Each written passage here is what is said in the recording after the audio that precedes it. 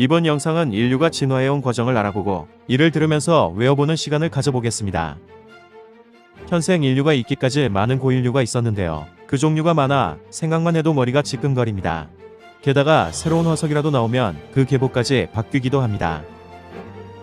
그럼에도 우리는 쉽고 확실하게 이 과정을 정리하고 기억할 수 있습니다. 그 방법은 먼저 가장 확실하고 직접적인 인류의 조상을 명확히 해두는 것입니다. 그러고 나서 격까지 고인류를 살펴보는 것이지요. 그렇게 핵심을 명확히 알고 접근하면 인류사의 흐름이 쉽게 정리되고 자연스럽게 외울 수 있습니다. 그렇다면 가장 확실한 인류의 조상은 누가 있을까요? 그것은 바로 호모 에렉투스, 그리고 호모 사피엔스입니다.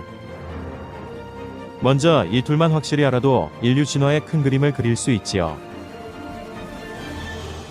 호모 에렉투스는 일단 덩치부터가 인간만큼 큽니다. 이전의 인류가 침팬지 정도의 크기였다면 이들은 현생 인류의 성인 크기이지요. 석기 등 도구도 사용할 줄 알았고 무엇보다 인간처럼 몸에 털이 없어졌습니다. 더 이상 원숭이가 아니었지요. 이후에 등장한 호모 사피엔스는 신체의 기본 골격이나 뇌 용량 등에서 이미 현생 인류에 다다라 있었습니다.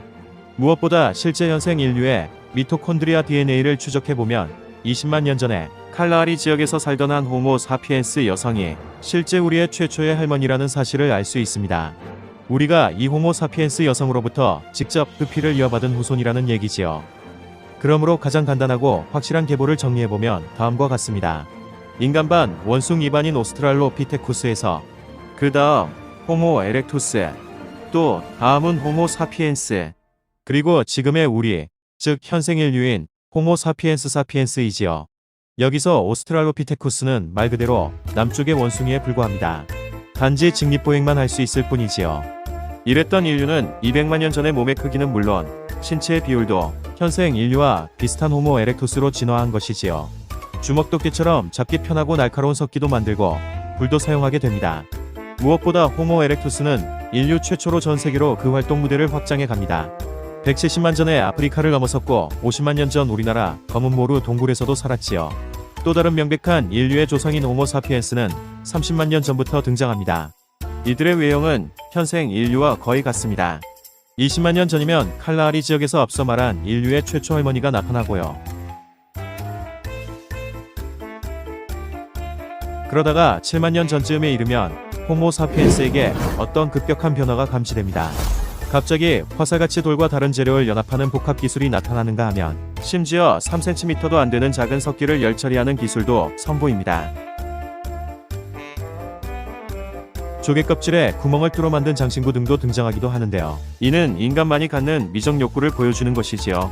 또한 29km나 떨어진 곳으로부터 재료를 가져온 흔적도 있는데요. 이는 벌써부터 집단들 사이에서 교역이 이루어졌음을 의미합니다. 이 시기를 대약진 시대라고 부릅니다.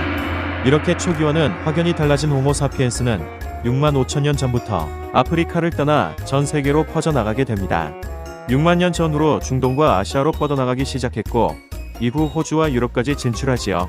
1만 5천 년 전이 되면 아메리카 대륙까지 그 영역을 넓힙니다. 이렇게 지구 곳곳이 호모 사피엔스의 활동 무대로 변해가면서 각지의 특성에 따라 호모 사피엔스의 신체와 생활 모습도 변모해 갑니다. 그 결과 4만 년 전쯤이 되면 마침내 현생 인류와 완전히 일치하는 호모 사피엔스 사피엔스가 등장하게 됩니다. 이들은 오늘날과 마찬가지로 각 지역마다 일정 부분 다른 체질과 문화적 차이가 나게 진화되었습니다. 그 대표적인 예가 피부색입니다. 아프리카에서는 자외선을 차단하기 위해 멜라닌 색소가 많이 필요했고 이에 검은색 피부를 유지했습니다. 하지만 추운 지방으로 옮겨간 집단에게는 태양으로부터 얻는 비타민 D가 부족했지요. 이에 비타민 D를 더 많이 흡수하기 위해 멜라닌 색소가 감소하며 피부색이 하얀색으로 진화해간 것이지요. 이렇게 변모한 인류를 신형 호모 사피엔스라고 부르기도 하는데요. 이들이 곧 현생 인류, 바로 우리랍니다. 이런 호모 사피엔스 사피엔스를 대표하는 것은 크로마뇽인입니다. 중국의 산정동인이나 우리나라의 영국인도 이에 속하지요. 이들이 오늘날 우리 주변에 태어난다면 우리처럼 똑같이 언어와 규범을 익히고 사용할 수 있습니다. 수학도 배우고 음악에 심취하기도 하며 스마트폰으로 게임도 즐길 수 있는 것이지요. 이렇게 인류는 오스트랄로피테쿠스라는 인간 원숭이 단계에서 호모 에렉투스를 거쳐 호모 사피엔스, 그리고 현생 인류인 호모 사피엔스 사피엔스로 이어져 왔음을 확인할 수 있지요. 그럼 이제부터 인류 진화사의 빈틈을 메워가며 하나하나 머릿속에 넣어 보도록 하겠습니다. 최초의 직립보행으로 가장 유명한 것은 400만 년 전 등장한 오스트랄로피테쿠스, 그 중에서도 루시입니다. 스칼렛 요한슨 주연의 영화 루시의 모티브가 될 만큼 고인류의 대명사로 알려져 있지요. 하지만 더 이상 그녀는 최초의 직립보행 인류가 아닙니다. 700만 년 전에 직립보행을 한 것으로 추정되는 투마이 화석이 나왔기 때문이지요. 학명은 사헬란트로푸스 차덴시스이고요. 이로써 인류 진화의 맨 앞자리는 투마이 원인이 차지하게 됩니다.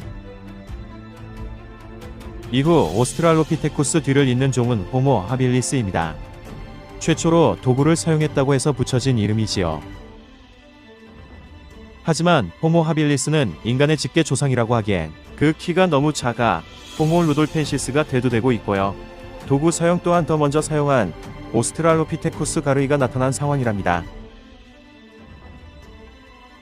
이상을 정리해보면 초기의 고인류는 투마인 원인에서 시작해 오스트랄로피테쿠스인 루시를 거쳐 호모 하빌리스, 그리고 우리의 가장 확실한 조상인 호모 에렉투스에 이릅니다. 그리고 이 호모 에렉투스가 전 세계로 뻗어나가게 되지요. 이런 호모 에렉투스에서 새롭게 진화한 것이 하이델베르크인입니다. 70만 년 전에 등장한 이들은 거의 현생 인류의 뇌용량에 근접했으며 호모 에렉투스처럼 세계 각지에서 활동했습니다. 무엇보다 하이델베르크인이 가지는 가장 큰 중요성은 이들이 우리와 우리의 DNA를 일정 부분 공유한 친족 인류들의 공통조상이라는 점입니다. 하이델베르크인으로부터 50만 년 전 네안데르탈인이 갈라져 나왔고 40만 년 전 데니소바인이 갈라져 나왔지요. 또한 하이델베르크인으로부터 50만 년 전에 호모 보도인시스가 갈라져 나왔고 그 후손으로 30만 년 전에 우리의 호모사피엔스가 등장했다는 것이 최근에 대두되는 견해입니다. 특히 우리의 DNA 안에는 네안데르탈인의 유전자도 2% 정도 포함되어 있습니다. 이는 호모사피엔스와 네안데르탈인이 사랑을 나누었다는 의미입니다. 현생 인류 중 멜라네시아 원주민 역시 데니소바인의 유전자를 일부 가지고 있답니다. 하지만 이들은 모두 호모사피엔스가 가진 강한 경쟁력 때문에 또는 호모사피엔스와의 교배에서 발생한 어떤 유전적 결함 때문에 경쟁에서 밀려났고 오늘날 호모사피엔스만이 전 세계에서 유일하게 살아남은 인간종이 되었답니다. 이로써 인류 진화사의 긴 여정은 다음과 같이 정리될 수 있습니다. 투마이 원인에서 오스트랄로피테쿠스, 그리고 호모 하빌리스, 그 다음은 호모 에렉투스, 그 뒤로 하이델베르그인, 그리고 여기서 갈라져 나온 호모 보도엔시스, 그리고 그 뒤를 잇는 호모 사피엔스, 마지막으로 현생 인류인 호모 사피엔스 사피엔스입니다.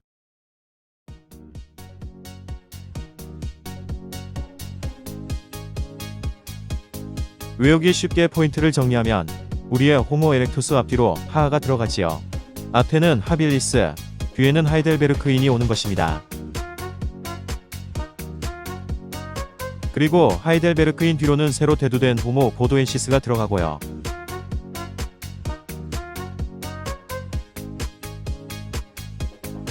그리고 하이델베르크인에서 함께 갈라져 나온 네안데르탈인과 데니소바인이 인류와 경쟁하다 멸종해버리지요. 이로써 인류 진화의 긴 여정을 살펴보았습니다. 틈날 때 두세 번 더 들어보신다면 완전히 외워버릴 수 있을 것입니다. 그럼 한 뼘 한 뼘 자라나는 여러분의 지식 근육에 작은 도움이 됐기를 바라며 안녕히 계십시오.